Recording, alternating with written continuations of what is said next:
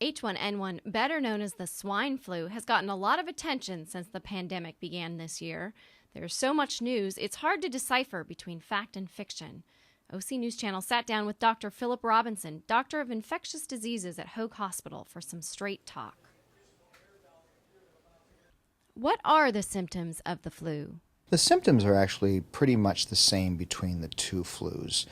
So fever, sore throat, cough, and runny nose, muscle aches and pains are really the most common symptoms for both the H1N1 or swine flu and seasonal influenza. So if you develop fever and maybe one other symptom, that would be an indication where you really need to consider that you have influenza, talk to your doctor, and at that point consider isolating yourself to prevent the spread.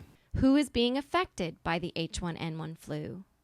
With seasonal influenza, it really affects, the most complications occur in those that are older, usually over 65. Those are the ones that get admitted to the hospital and end up possibly dying of influenza. That's seasonal. For H1N1, it turns out that the average age for admission to the hospital is only 29, and the average age of death so far is 26. Who should get the H1N1 vaccination?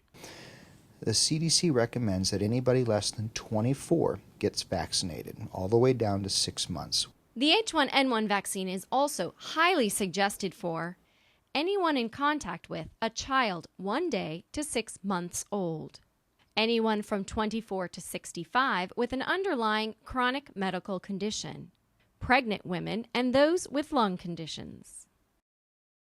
Is the vaccine safe? We've given 750 million doses of influenza vaccine over the last 15 years, and the H1N1 vaccine is prepared exactly the same way as the seasonal influenza has been for the last 15 years.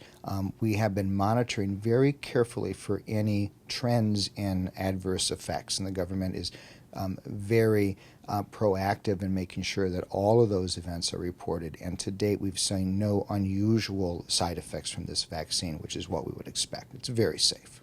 Rumor has it that it's better to just get the flu so your body can build immunity. In no case is getting the disease safer than getting the vaccine. Okay, the disease can interact with different people in different ways. And if you get the disease, you never know what the outcome is going to be. We know what the outcome will be for the vaccinations. They're very safe. How can I protect others and myself from the flu? And there's the whole Dracula thing by coughing into your sleeve tissue. Make sure after you do so you wash your hands. You can use the alcohol-based hand hygiene products or soap and water. Both are great against influenza. And if you're sick, stay 6 feet away from others. If you're healthy, stay away from those who are sick. Make sure you are keeping community computers and telephones sanitized. And finally, the vaccine is by far the most important way to protect yourself from getting this infection. It's far more dangerous to get the infection than it is to get the vaccine. For more information and for where to get the vaccine, visit OCNewschannel.com. Stay well. I'm Jenny O'Hagan.